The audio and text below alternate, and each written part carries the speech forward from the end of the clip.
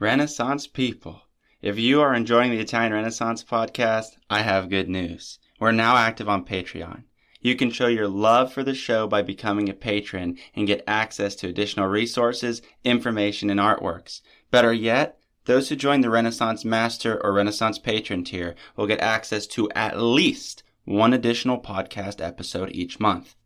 My goal is to ensure that the main podcast remains a free, accessible source for everyone. Become a patron today through the link in the show notes to support the continued production of new episodes and help build and maintain this community. The Italian Renaissance shop is now also active on Etsy, linked in the show notes. Sport our logo or choose from a growing selection of Italian art-inspired designs. Discounts are offered to select Patreon tiers as well. Your support has my immortal gratitude. Now, enjoy the show. Welcome to the Italian Renaissance podcast, where we discuss the culture and art of 15th and 16th century Italy. I'm your host, Lawrence Gianangeli. Andiamo avanti. Renaissance people, what is going on? And welcome back to the show. I'm really excited today because I'm going to be presenting to you an interview with Professor Monika Schmitter on Giorgione's Tempest, continuing the theme of Giorgione and the turn of the century in the Renaissance from the 14 to the 1500s. I've been very fortunate to be working closely with Professor Schmitter on the topics that we've been covering on Renaissance Venice because that is her expertise. Monika Schmitter is Professor of Italian Renaissance and Baroque Art and Chair of the Department of the History of Art and Architecture at the University of Massachusetts Amherst. She is the author of The Art Collector in Early Modern Italy, Andrea Odoni and His Venetian Palace, which came out in 2021, as well as articles about Venetian and Northern Italian art in journals such as Renaissance Quarterly, Renaissance Studies, the Burlington Magazine, and the Journal of the Society of Architectural Historians. She conducted research on Marcantonio Michiel's Notizia when she was a fellow at the Villa Itati, the Harvard University Center for Italian Renaissance Studies. She is currently working on a book about 16th century Italian portraiture. Ladies and gentlemen, Professor Monika Schmitter. I'm so thankful to have you on the show, Monika. Welcome. We're here to talk about Giorgione's Tempest and the work that you've done on this painting. Listeners should already have a basic understanding of who Giorgione is, and we looked at a bit of his works and history in the last episode. Can you give us a bit of background on this particular painting, please? Hi, Lawrence. It's good to be here. So this painting is in Venice at the Accademia Museum, and it is, it's not a huge painting. It's kind of a medium-sized painting, painted by Giorgione probably around 1507, 1508. We don't really know exactly when he painted it. It's painted on canvas with a combination of oil and tempera paint. And I think one of its most distinctive features really is the, very intense saturation of the colors that give a sort of lushness and richness to the landscape scene, which has these two figures in it. I don't know, is that a good introduction? Yes, thank you. Thank you so much. So listeners should look at this image, of course, before they listen, while they listen, or it'll be available on the social media. So they should have access to reference it visually. So in your article, you say, and I'm quoting you here, "As I write this description, I am cognizant of all that I must leave out, of the difficulty of choosing words to correspond with what I see, and above all, of the act of poetic creation that this picture requires from viewers or writers as they try to come to terms with the evocative but not easily explained scene." End quote. Can you explain why this painting is so difficult to interpret? And are you able to provide some examples of the various interpretations made about this work? Okay, so the painting is difficult to interpret because it's largely a landscape painting, and it's very unusual to have a painting that is so much devoted to the landscape at this point in time. But it does have these figures in it. And the figures are like not so small that they seem to be, just part of the landscape. But on the other hand, they're not big enough that the landscape seems to be just the background. So it's this strange sense of like, are these figures important to what the painting is, or are they not? And if they are important, which I think one has to think they are, what are they doing and who are they? There's a man who's dressed on the left, and he's kind of standing as if observing towards the right, probably looking at the woman. The woman, on the other hand, is naked, sitting in the landscape and nursing a child and looking out at us. And she's also sitting on this kind of white cloth. And so the figures are about the same size and they seem connected, but they're also kind of distant. And one is clothed and one is naked, and they're not really interacting. And there's kind of a gulf in the composition between them. And then on top of that, there's a storm. You have lightning in the distance. And, what does that have to mean? What does that mean? And then there's some kind of conspicuous ruins that are weird looking in the middle ground. So what does that mean? So the real problem is that art historians can't look at it and say, the subject matter is blank. And that's pretty unusual at this point, at 1507 or so, to be so clueless. And so what's happened is that 1 million people have come in to try and say and explain what's going on in the painting. And so there are lots and lots of different interpretations, many of which have to do with identifying a subject matter. And that subject matter might be a religious subject. It might be something from, the New Testament. Let's say the flight into Egypt. It could be an Old Testament subject, say Adam and Eve.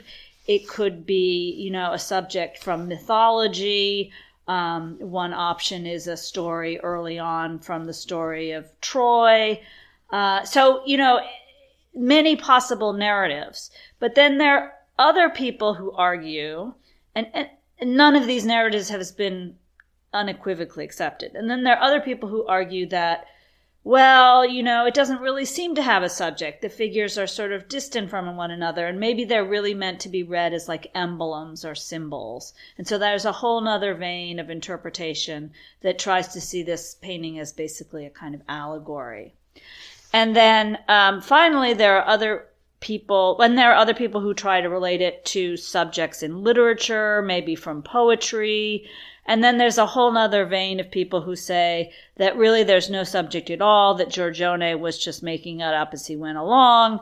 And, that maybe he's in a way trying to be poetic, like he's not telling a story, but like a poem, he's kind of trying to evoke a mood without having a particular subject that is identifiable. So that's the kind of huge mess of the literature on Giorgione and on this particular painting. And there seems to be no final conclusion that can be reached.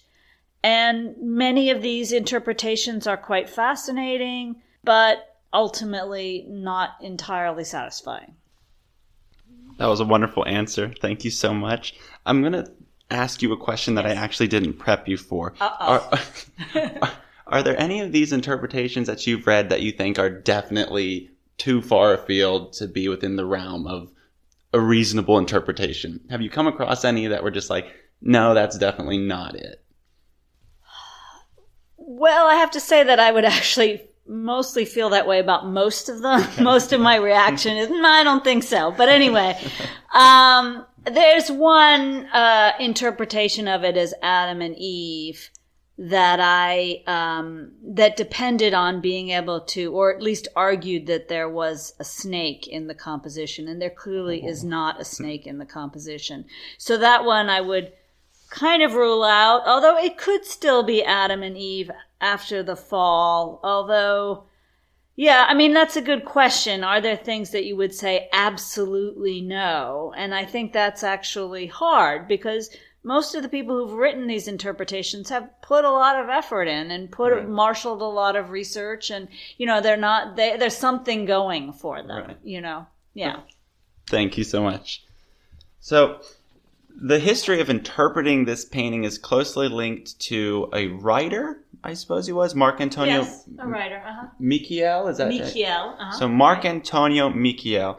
Can you tell us who he is exactly and how you approach Marc Antonio Michiel's writing on the Tempest in your own scholarship? So actually, I came to write about the painting because I've done a lot of research on Marc Antonio Michiel. And Marc Antonio Michiel was a Venetian nobleman who was clearly very interested in art and was also an art collector himself. And what he did is he was kind of like a budding art historian. He would go around to different cities and to people's houses and into churches, and he would write notes about the works of art that he saw there. And there are about 100 pages in his notebook, which is, it's just a handwritten notebook that he kept for like 20 years, adding to it.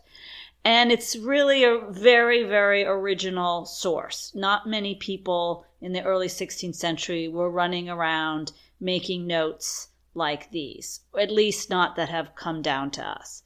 And so it's a very precious source. It's also the most important primary source we have about Giorgione, because he did describe a number of paintings by Giorgione, and Giorgione is a very mysterious artist about whom there are very few documents. So Michiel is key, and his description of the Tempest in particular has played a really central role, to some degree not fully acknowledged, but in interpreting the painting, even to the degree that the title that it now has, The Tempest, is basically a description that Michiel gave of it. Michiel says that the painting is a landscape with a tempest. And then he says there's a soldier and a gypsy. So that's his line on it. And this has been used in a million different ways. And there's a lot of debate about, is it a soldier? Is it a gypsy? If so, what does that mean? It's also been used to say, well, there really is no subject because clearly Michiel didn't have a clue what was going on. And, I think actually that would be kind of my conclusion, is that Michiel really did not identify a subject when he saw the painting. So, but what I do is I argue that, so in many ways, Michiel is underestimated because people see him as just being like a description and just being like an inventory. But in fact, he really knew a lot about art, and he could be a very astute observer of things. And so I actually think that his description, as sort of short as it seems and unhelpful as it seems, does betray something about what he thinks when he looks at the painting. And that is that it's a tempest. And a tempest has that word has all kinds of poetic associations with it that have to do with war, that have to do with love. So it's about a scene of some kind of tumult. And then to identify the figure as a soldier is, also a kind of fearsome thing. Soldiers in landscapes are usually not, are there, wreaking havoc, making war, etc. And gypsies are definitely, in 16th century Italy, considered threatening. So, to me, the way that he responded in his words suggests both that he did not really see a clear narrative he could identify, and that he found the scene to be provocative in a tumultuous sort of way. Although there are some art historians who have argued that the painting is like a happy family scene and it presents a very cheery view of the world. So my point is that I don't think is what Michiel saw. So I was really curious about Michiel calling the male figure in this painting a soldier. And what I read in your article as well was this kind of scholarly pushback against the notion that he is a soldier. And it wasn't my immediate reaction either when I saw this painting that this was a soldier. So I couldn't help but to also think of Domenico Capriolo's Portrait of a Man, this marvelously bright portrait in St. Petersburg. And Capriolo, of course, was also a Venetian painter and a contemporary of Giorgione's, and possibly could have worked in the same workshop as Giorgione. Very closely connected to Giorgione, yeah. So looking at that portrait and looking at the male figure in the Tempest, there's a lot of similarities. Do we know anything about this figure type or that specific outfit when it comes to Renaissance Venice that can help us understand Giorgione better in this context? So the history of clothing is an understudied aspect of art history. And it's a difficult subject to study. It's not my specialty, so there are probably people who could speak more authoritatively about the clothing. But this is my sense of the clothing based on my experience of 16th century visual culture. I think it's the costume with these funny pants with slashes and the cod piece and the bright colors are pants that were worn by soldiers. Okay, these are mercenary soldiers, many of whom were probably Swiss or German or something. So it is not outside the realm that it's a soldier. He has these two colored tights too, and that is commonly seen as well. However, does it have to be a soldier? Could it be another kind of young man? It's clearly a young man. You know, those kinds of pants within the hose, that was a thing for young men, for sure. And they are like the portrait that you talk about. You know, there's a certain kind of flashiness about the outfit, and it's the sort of handsome young dandy man that is being conveyed here. And I think the pose, too, with the sort of one hand on the elbow and the contrapposto, you know, there's a certain young male assurance, athletic assurance that is being conveyed here. He's not wearing armor, so not, you know, that would be a more obvious sign of a soldier. And I think people often thought that the thing that he's holding in his hand there is like a lance, but if you look at it carefully, it's really just a pole. So it could be something that you use for walking and not necessarily a weapon. It's very difficult to say. Now that figure was painted over, wasn't it? There was a figure that X-ray studies have revealed was painted there before in Giorgione. Can you explain to us what was there before the soldier? So almost all Giorgione's paintings have been X-rayed because everybody is trying to figure out what's going on. And this one, when it was X-rayed, it was revealed that there was originally a naked woman who was sitting by the side of the water, who was then just painted over with this male figure. And so the X-ray and this previous woman also play an important role in the interpretations of the painting, even though they are no longer actually there. And Giorgione apparently decided he didn't want that woman in the painting. Nonetheless, art historians feel that they have to explain why there was once a naked woman under him. Yes. So as we try to figure out what this painting is about, even Giorgione was changing it. So it's possible he didn't have a clear intention in mind. Is that something we could maybe think about? Certainly people have suggested that, yes. Thank you. So kind of moving on from content, it seems that interpreting the content is not the only mystery of this work, but also the function and purpose of the painting itself. Because, of course, paintings are objects and they sometimes serve functions. So in your article, you're very cautious to not make any definitive claims about the piece. Yet I did get the sense that you might be in part convinced that this was a painting cover.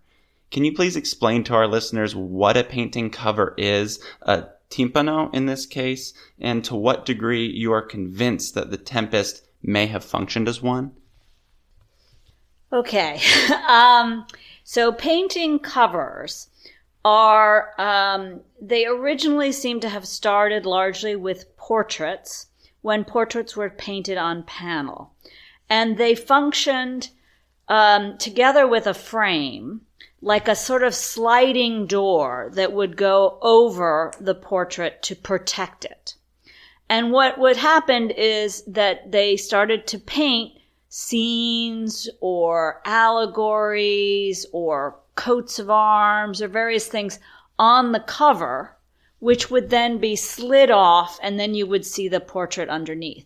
And this was in part done because portraits, you wanted to preserve them, right? Because they represented your ancestors or whatever. And so you want to protect the portrait, right? Now, what happens then, but sometimes over time, the covers are, of course, separated from their original purpose and become paintings in their own right. Now, what makes things even more complicated is that when artists started to paint on canvas, they seem to have carried over this idea of the cover and, in fact, expanded it so that it started to cover not just portraits, but also a wider range of paintings. And these covers, because the original painting was on canvas, the cover also had to be canvas. But unfortunately, we don't quite understand, and there just isn't information that has been discovered yet, although I have to say this is a new kind of field of exploration, and so I'm hopeful that we may learn more about this over time. But how did they were called timpano, and they were really largely very popular in Venice above all. And we see them referred to a lot in inventories, but we don't quite understand how they functioned with the paintings. They must have fitted over the original painting in some way, but it's not clear how. So my argument really in the article is that when artists started painting these covers, whether they were panels covered for panel paintings or then later these timpani, which start to appear in the documents in the 1520s, which means they were invented a little bit earlier than that, because, well, I won't go into the details about that. But anyway, the timpani, the question is, what is the relationship between this painting and timpani?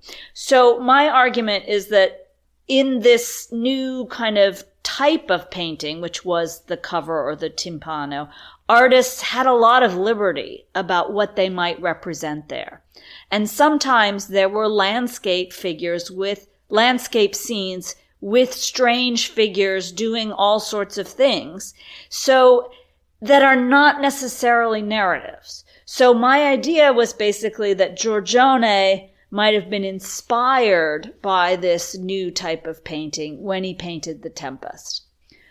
Now, the question of whether the Tempest could actually itself be a timpano is pretty difficult to answer. One would really have to do a very careful technical study of the canvas itself, and somehow I don't think I'm going to be easily able to convince the people at the academia to take one of the most famous paintings in the history of art and let me poke around at the back of it and see what's going on. But that would be nice. But it's hard to know what one could find because we don't really know how the timpano worked. So it would be nice to have some physical evidence. The proportions of the painting are not quite right for a timpano. It's a little too square compared to a typical portrait of the time, if it was covering a portrait, which of course we don't know if, it could have been covering something else, although the most conventional thing would be to cover a portrait. That's why I hesitate to say that it was a timpano, and I probably ultimately don't really think that it was, although it's an intriguing idea, but I decided to stick more with the idea that it was influenced by the production of these covers. And certainly Giorgione was an artist who was very interested in portraiture. And so the idea that he might have improvised on that, and he was clearly a very inventive artist who was not afraid to, go out of the ordinary in terms of the genres, that it's possible, that was an influence. So we've covered a good deal about this painting. We're looking at the actual form of it and how that can cause some confusion in interpretation, and even the function of the painting itself we're seeing is difficult to pin down as to why it was made. I'm wondering, Monika, if you could just for fun give us your best shot at an interpretation of Giorgione's Tempest. What is going on in this painting? What do you think is the most plausible interpretation? Okay, so basically what I argue in my article is that the real the correct interpretation, if there is such a thing, of the painting is lost to us because it's a very personal painting, I would say. And so, whether it was Giorgione himself or whether it was the patron, and we don't even know for sure who the patron is. We just know that in 1530 it was owned by a man named Gabriel Vendramin, and because Michiel, in his notebook, tells us that he saw the painting in the house of Gabriel Vendramin, who was a very important collector who also owned a lot of timpani, interestingly enough, and which I also go into the article. So, my general sense is that you can't really know exactly what's going on in this painting because you just don't have the insider information, But if I was, pressed, if I take all the other interpretations and I have to deal with them, this is what I would say, is that it's related to the tradition of pastoral poetry.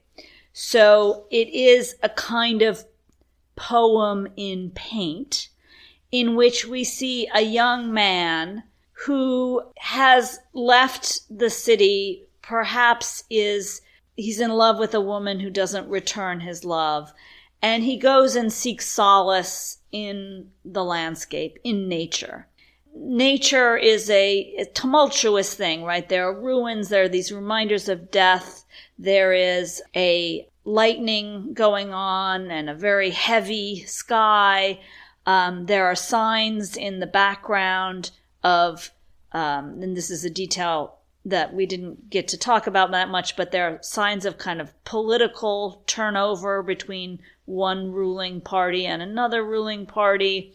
And so faced with this uncertainty and his troubled love or whatever, he in essence has a kind of vision of a woman who is a kind of personification of nature. And certainly the idea of a breastfeeding mother is a common way of representing the figure of nature. And she sits in nature. So it's a kind of contemplation of nature which has congealed into this figure of a woman who then looks out at us. Now, I used to be very troubled by the fact that they both look equally realistic. So how can he be a real person and she is a kind of vision? But in the end, it's sort of that's my best attempt at trying to. But as you can see, every attempt is somehow not quite entirely satisfying. Thank you. I think that's really interesting. When you first showed me this painting, actually, I remember thinking of Duecento poetry, which my listeners should be familiar with if they've listened from the beginning. This sort of, what do they call it in Italian poetry? Amore non corrisposto. The unrequited love. Yeah, right. Unrequited love. Right. Yeah. This kind of Petrarchan mode that we talked about with Giorgione's Laura in the last episode. Yeah. So I guess I want to kind of round this off with if you have any final thoughts, any last words or last remarks that you want to say on this painting, that listeners, if they're coming to this and they are going to leave with a good idea of the Tempest, if there's anything that they need to know before we depart. I think an aspect of the painting that does not get enough attention in a way, because everybody is so geared up to try and find, like, what is going on and what is the subject and what is really just the way it's painted, that it does have this, and this is true. Giorgione was just an amazing colorist in general. There's a real it's that deep saturation of the colors, the sense of the forms are there, but they kind of bleed or blur into each other. Similar to Leonardo's Sfumato, and I know that's something that you were kind of interested in that relationship between Giorgione and Leonardo. I personally don't find it so similar to Leonardo's Sfumato, but it is a similar moment in time in the history of art. It's almost like two artists aiming for the same thing and achieving it in a slightly different way. But Leonardo would never be capable of that kind of directly super saturated color, in my opinion. So it's quite different from Leonardo in that regard. So yeah, I guess just the beauty of that, the beauty of the colors and the lushness of the landscape and the sense of the storm is, to me, a very evocative part of the painting. Professor Monika Schmitter on Giorgione's Tempest. Thank you so much for being on the show today. As always, all of the images associated with this episode are going to be posted to the Facebook and the Instagram, so be sure to like, follow, and share this content so that we can grow this community. I also want to personally thank everyone who has individually contributed to the show, and if you would like to do so, you may do so in the show notes. I thank you with all of my heart. I am so glad that we got to have this conversation today, and I'm so happy that you all joined us. Until next time, arrivederci.